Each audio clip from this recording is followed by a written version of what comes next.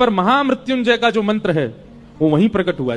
भारत में एक जगह है, वहां भीड़ नहीं है ज्यादा, लेकिन बहुत अद्भुत जगह है।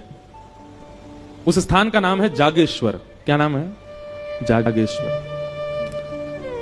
उत्तराखंड में कमाऊ एक क्षेत्र है, नैनीताल वाला। वहां जब आप ऊपर जाएंगे तो वहां तीन स्थान है महादेव के, जागेश्वर, बागेश्वर और मुक्तेश्वर। जीवन में कभी अवसर मिले तो उन तीनों स्थानों का दर्शन जरूर करना। और तीनों स्थान पता कैसे हैं?